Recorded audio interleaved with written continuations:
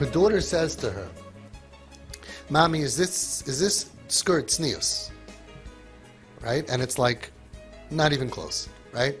That was the question. Is this tznius? And we have a lot of parents that at some point in the spiral, they asked you things. Is it okay? Is it considered good enough? Is this all right?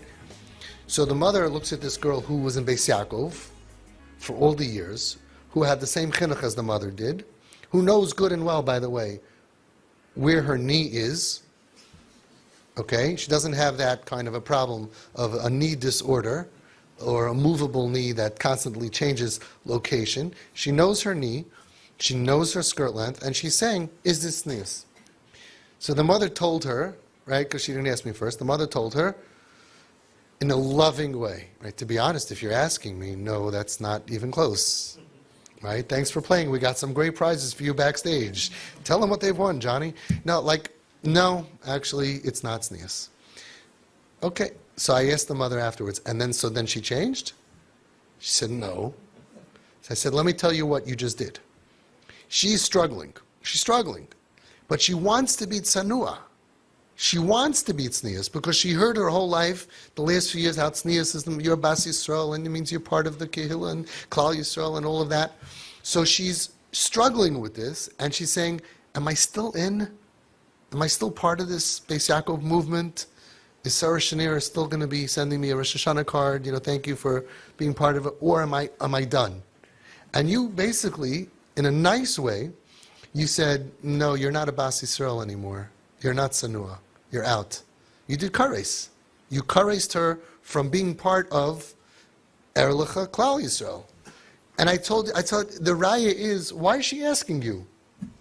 She knows where her knee is, and she knows where the skirt is, and she knows what the law is, and she knows everything. So why is she asking you? Because she's trying, she's holding on to it. And she's saying, is it? Am I still? No? Okay, so now she walks outside anyway. It wasn't an innocent question, because some parents say, maybe they really want to know. Maybe they really, everybody's done that, right? But they asked me, should I go to sleep at night and wake up during the day? But they asked me, They know everything. There's no chesar in Yediyah, there's no chesar in Havana. They're the same chinuch that you did, maybe even better. Right? Okay. So she was really just wanting, I'm going to go out like this, but am I still part of the movement, the Beis Yaakov movement? Am I still a good meidel?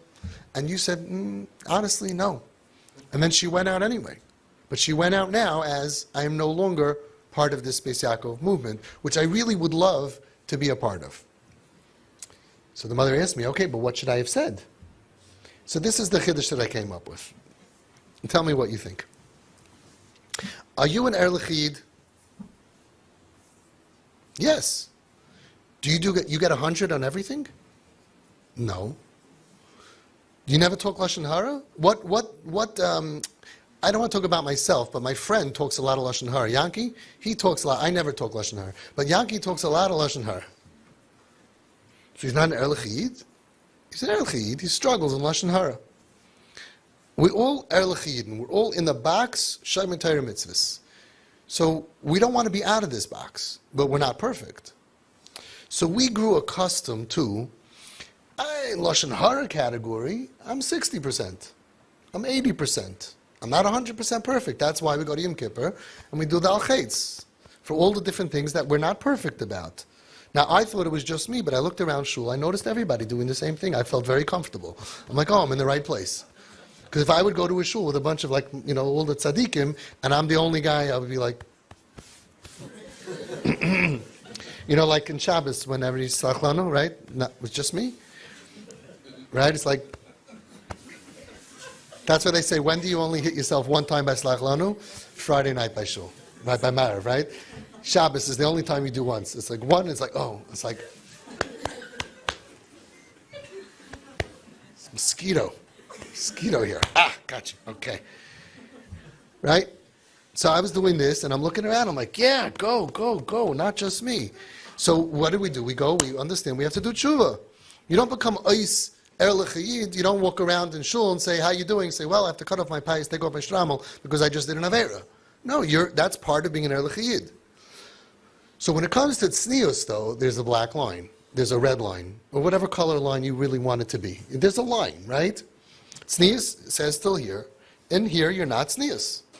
And that's the truth, because it has to cover here. If you miss the mark, you miss the mark. You're not Tzanua.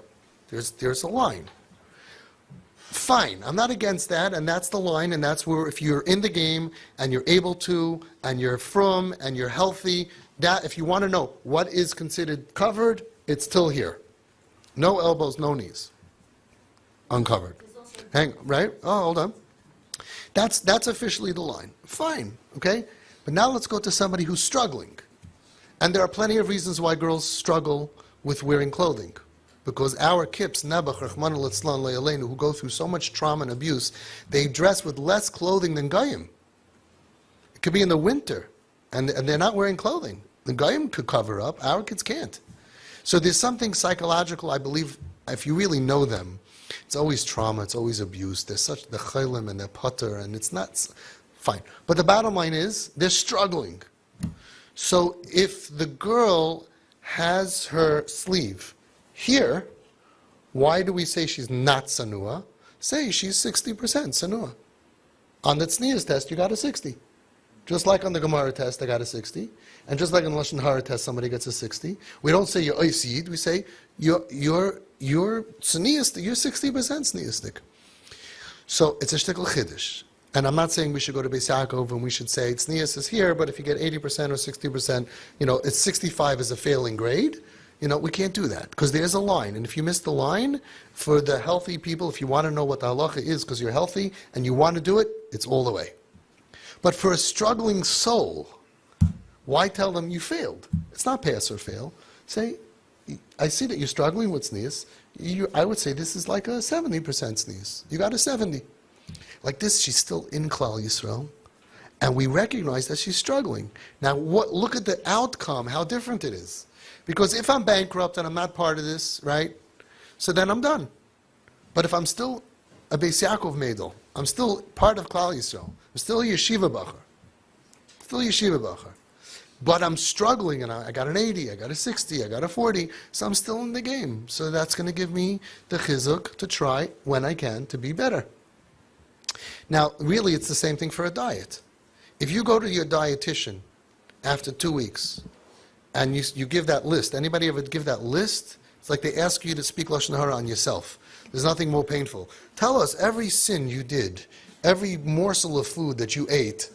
Okay, well, I'm no fool, because I'm not telling her anything. So I'm like, nope, I did great. The scale says differently, Mr. Fishoff. You might want to rethink what you gave me here, okay? So you go ahead and you say, listen, do you want your dietitian to tell you, you're a failure, you're out of my program, you're done? Or do you want to say, you did pretty well, you got a 50 this week. Next week, let's try for 55. I see you're struggling here. You know where I pinpoint the struggle is basically after your spouse goes to sleep.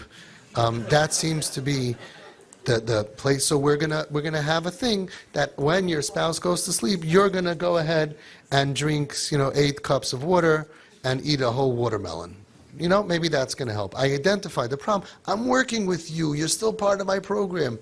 But if we say you're not a Beis Yaakov Meidel, you're done. You're not from. You're off the derech. Then it's like, whoa, I'm done. Now, how does this apply to everybody? First of all, we know that our kids are super great kids. They're sweet, they're smart, they're struggling, there's so much emotional pain. We have to make sure, not even in our own machshava, to take them out of Klal Yisrael. We have to make sure not even in any way to make them feel like you're out, we're done. You're no different than me. And when I worked with the Home Sweet Home kids and I knew nothing, there was one thing that for some reason Hashem allowed me to have as a gift from Hashem. I honestly did not think for 1 second that I'm better than them. And that's before I knew that they were abused and before I knew about trauma. I just never had the self-esteem, the gaiva, to think that I'm better than them. Al tadan es chavercha ad shetagi elam kaimai. Have I done as kala adam l'kaf schus? So when they started rolling in the early years, number 1, 2, 3, 4, 5, 6, and I had no shita, and I had no idea that they're going to come back, I had no idea they're going to be from. I had no idea. I didn't know anything. I just knew one thing. I feel bad that you're struggling, and I want to help you. And I'm struggling in the things that I struggle. And my friends are struggling. Everybody's struggling. And mi idea, who knows in Hashem's world that my struggle is such a beautiful struggle, and theirs, because to us it looks different. They're struggling with Chil Shabbos, they're struggling with eating on Yom Kippur. It's true. But they went through stuff. They're in a different matziv. How do I know in Hashem's world who's bigger than who? Who's better than who? Why do I think that I'm better than them? Like the t-shirt says, don't judge me because I sin differently than you do. Right? So this is before all of that. I went into the parsha not thinking. It helps, I'm not bright, so I don't think anyway too much.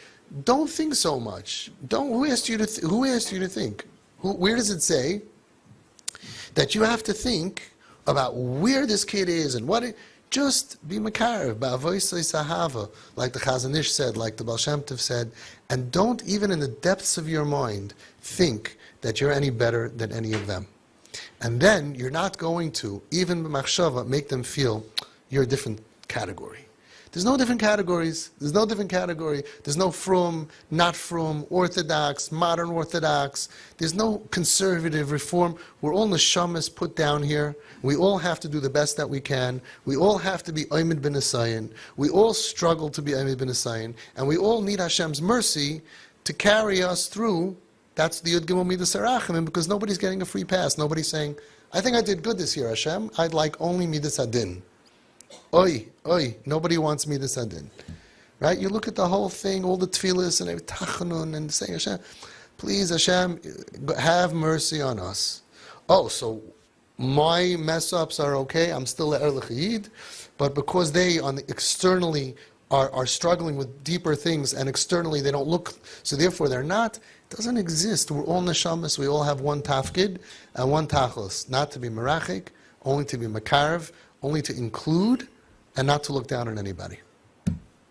What do you think about my chiddush? Can we say such a thing that you're not tzniistic, you're 60% tzniistic, you're 50% tzniistic. Now I'm not saying to go say and don't tell that to your kids. In that kind of a matzav, when she asked, yeah, you're trying, it's hard for you. Hashem knows it's hard for you. Let's all try our best.